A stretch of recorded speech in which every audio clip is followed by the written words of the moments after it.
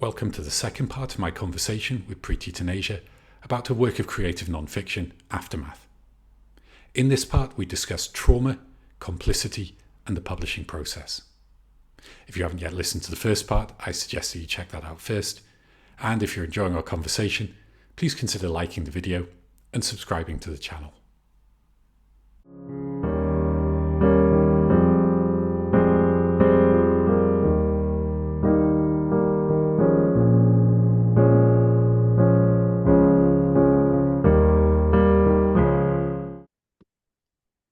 Welcome back to the second part of my discussion with Preti Taneja on her book Aftermath. If you didn't catch the first part, I do suggest you watch that first as we're continuing from our discussion towards the end of that on trauma. And the next thing I wanted to ask was about the relationship between trauma and complicity. Complicity is something I've thought a lot about. And in the literature I've written about, my feeling is that much of the time, and in particular for people in positions of relative privilege, complicity occurs through people's desire to avoid negative affect or negative emotions. So, we might comply with the way things are done, despite any misgivings, just because it's easier to do so. You don't want to avoid a nasty scene at work, even though you don't agree with the policies, for example. And of course, you could take that from a very low level up to, the level of atrocity. But in Aftermath, it seems that traumatic repetition is itself a perpetuation of the structures that cause harm. In other words, in this case, trauma and the complicity go hand in hand. Would you say that's the case in the kind of structures of harm that you're examining in Aftermath? The trauma and complicity are going together there. Well, I mean, I think if you kind of wake up to the fact that you're complicit, it causes a traumatic rupture. Because in order to behave in a certain way, you have to sort of trust that somehow you're doing okay. And you trust the power, you trust the structure, you trust that somehow that, the justification that you're telling yourself about whatever it is you're doing is fair. But as soon as you sort of say to yourself, actually, the result of my actions or the result of my involvement in this is that somewhere down the line, there are more Black young men being locked up in our prisons in high security than there should be.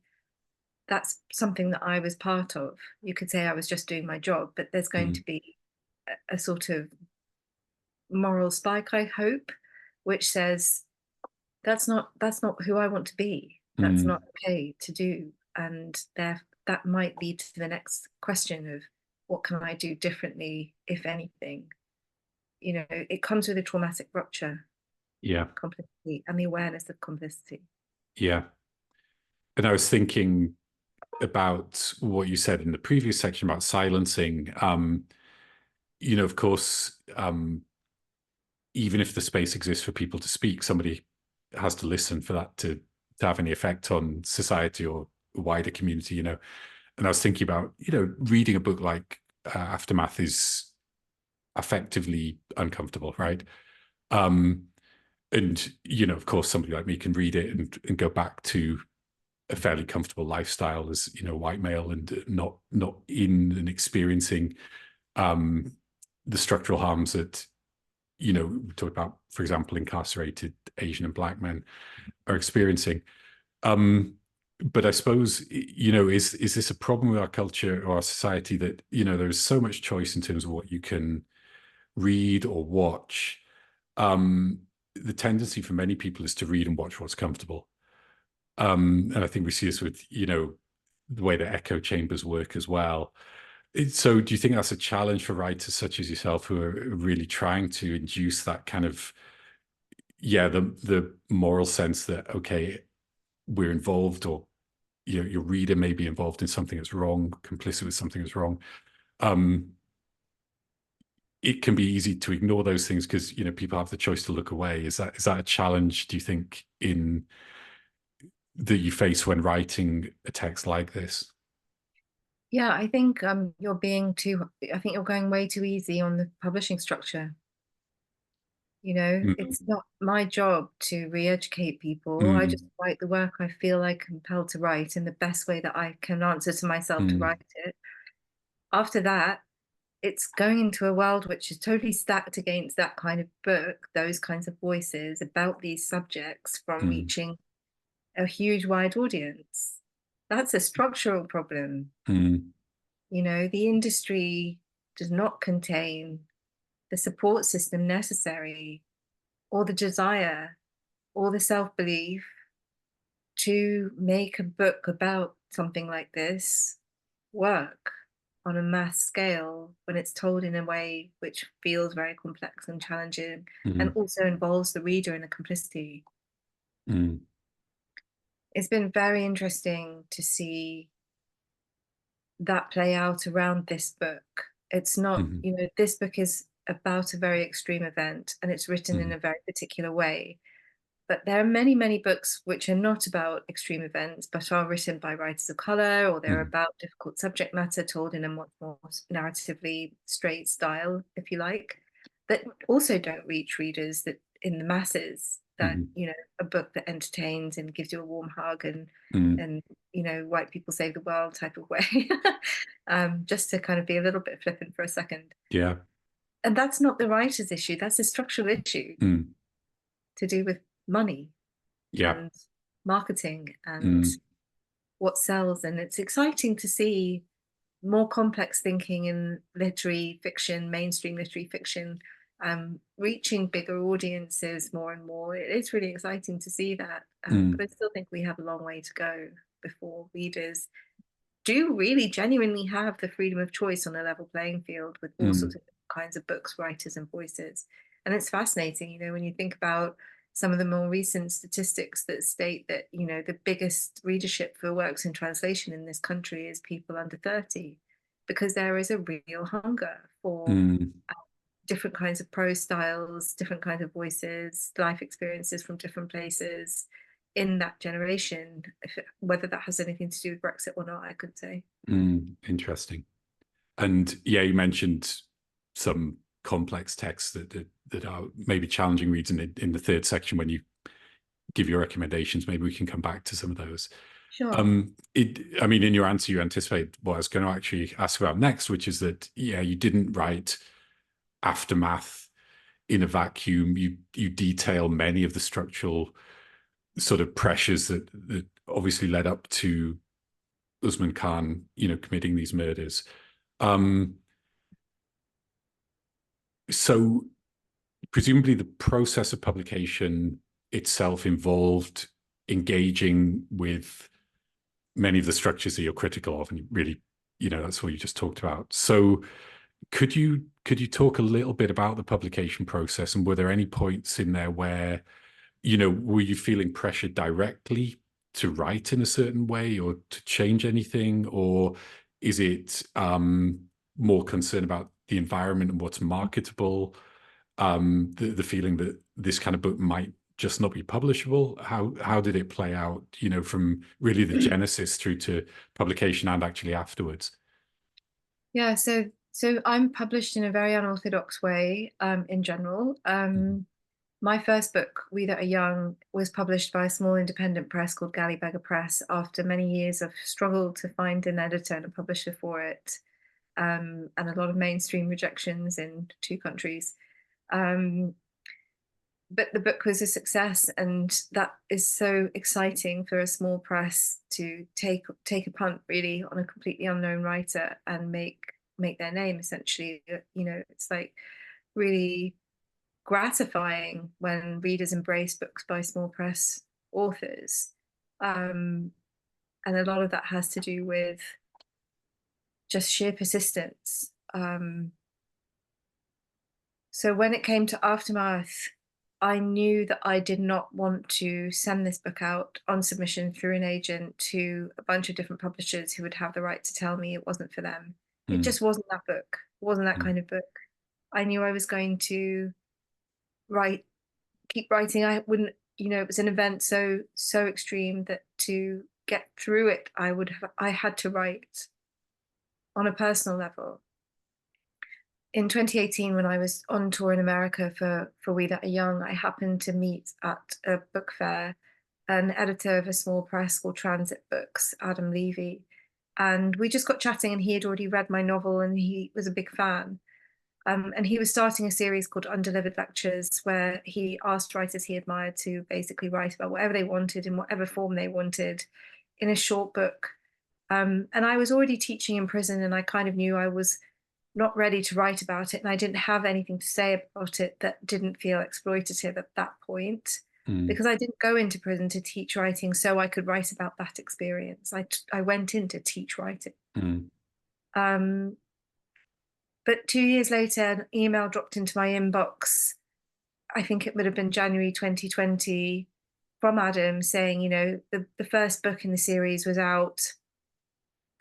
Could he send me a copy, and would I still consider being involved as a writer?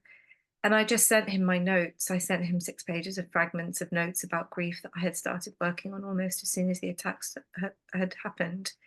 And he sent me a contract. So I didn't have to pitch it. I already knew mm, from the off that I had an editor who was brave enough to give me the space to do what I wanted to do aesthetically, as well as with this very difficult subject matter. And Adam and Ashley at Transit supported me all the way through the writing. The only bits that they gave me feedback on, which they helped me to really hone, were bits where perhaps some of my personal experiences with Cambridge University, with the authorities and things, tipped over into sort of telling off or telling all, and that's not what neither of us wanted that for the book, mm, because the book's about structures. Um, and I'm grateful for that. You need that editorial guidance, and mhm. because it was coming out in America, some of those pressures meant that I, with those readers in mind, meant I'm probably explaining things. I'm poised in this kind of, for an American readership, these things need to be slightly spelled out. Yeah. For a British readership, other things need to be slightly spelled out. So, you're walking that line. But at the end of the day, you need an editor who's just going to say to you, do your thing, and then we'll deal with it. Mhm. Yeah, I was really lucky. Okay. Thank you. Yeah, it's interesting to hear. Mm. And in But you were terms of, asking me about the industry, and when yeah. it comes out in the UK, I had a similar experience with And Other Stories, Mhm, who really were very supportive of me and the book. And I think with a book like this, you need editors who put you first and not the book, because you are going to be the focus of culture war type media profiling. There mhm, was a sense in the mainstream press that what I had done was outrageous by writing about this, but in this way, partly because it's a formally experimental, quite modernist book in a way, which mm, isn't really meant to be the kind of genre that a post-colonial looking writer should work in. mm, And that's a kind of literary snobbery that unfortunately we still have to deal with. Um, and the second part was that somehow, because of my South Asian identity, that it was outrageous I should write about Usman and Khan and what he did, and try to put it in a context, mm, um, as if as if it shouldn't be done by me mm, for some reason. There was a lot of pushback, a lot of interviews that had a tinge of anger and racism behind them, wanting me to own up to doing something wrong, which obviously I didn't, because I wrote a book and I'm a writer. mm, Um, and then on the other hand, there was huge amounts of support from people who were so grateful for the book. For the first time in my life as a writer, I've received so many letters from people who read it, from publishers, saying thank you for talking about these complex issues in a respectful and complex way, mhm, telling me about their own experiences of prison, of the legal system, of violence. So many people's lives are touched when a terrorist attack occurs. It's been very humbling. mm, And then, of course, the book won the Gordon Byrne Prize. A fact I mention only because of what it meant to me as a writer to be recognized in the tradition that Gordon Byrne started. mhm, Um, I don't know, you're probably very familiar with his work, but for people who are not familiar with Gordon Byrne's work, he was a journalist, and a nonfiction and a fiction writer. So he crossed a lot of genres, but his mhm, work was always interested in the more violent structures of society that created violence in individuals. So his two major works are about, one of them's about Peter Sutcliffe, Mm. and it's a harrowing book, but so brilliantly written. And it's really in that tradition of taking on unusually dark subjects and thinking about them in the context of the world that we live in, that he became known for and endowed this prize, Mm. which is why it means so much to me to have won. Thank you. Yeah, really interesting to hear some of those responses. I mean, when you were talking about the positive responses, you talked mainly about individuals who'd written to you. Did you get,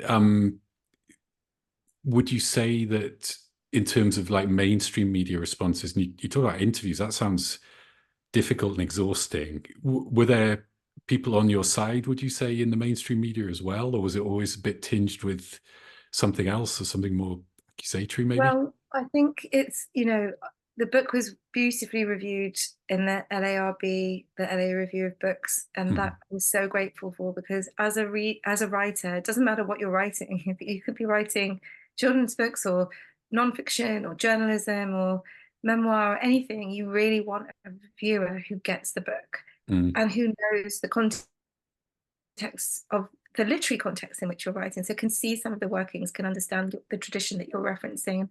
I was very lucky to have that in the review that came out first in America, in the LA Review of Books. Mm. So I was very grateful for that. And the rest of it's just everyday stuff. You just, Right. as a writer of colour, you just have to brush it off. You just say, okay, fine, next. Mm. Okay. And just to finish with then, you mentioned earlier back in 2019, the context of that election. We're recording this just a few days after the 2024 election. And, we have a new Labour government. In aftermath, you're critical by name of certain Conservative politicians. So just to use that as a sort of jumping off point for the last question, I mean, has your thinking, have your feelings about any of the issues you addressed in Aftermath shifted, evolved at all since you wrote it?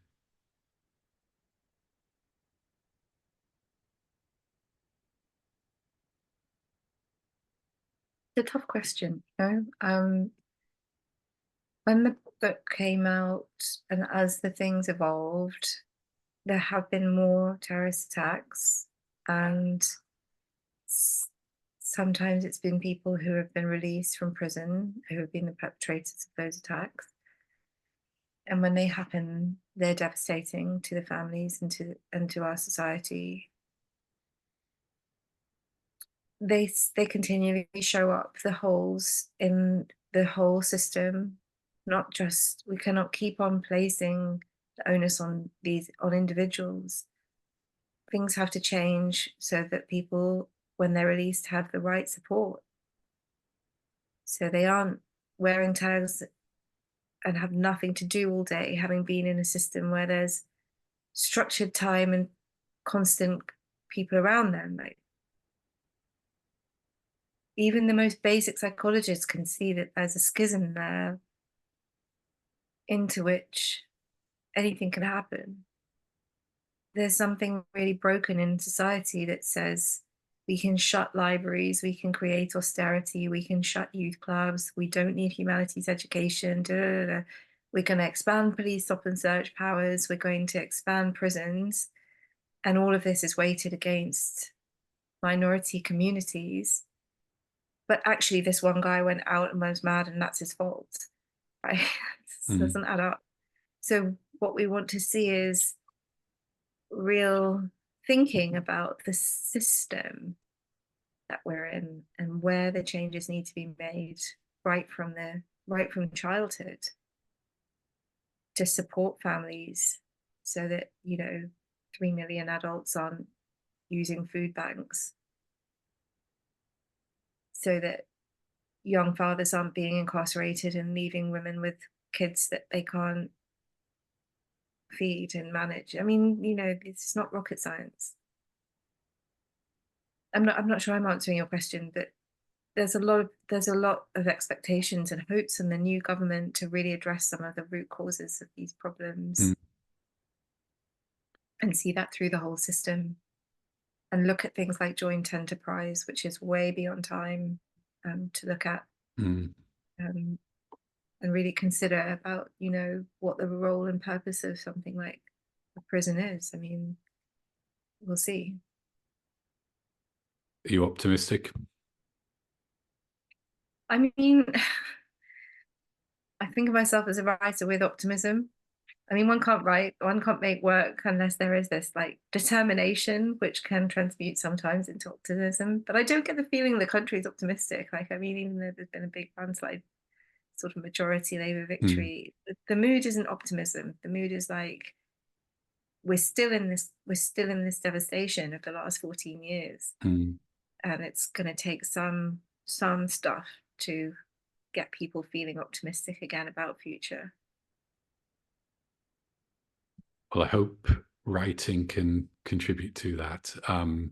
And sure your writing is contributing to, yeah, deep thinking about these complex issues and the structural issues that do need addressing. So thank you so much for joining me, and thank you for your detailed and thoughtful answers to the questions. We'll conclude the discussion, or the main part of the discussion, here, and please do join us for the third part, in which Preti will give her recommendations for related texts, or texts that address similar issues. So thank you again, and yeah, please join us for part 3.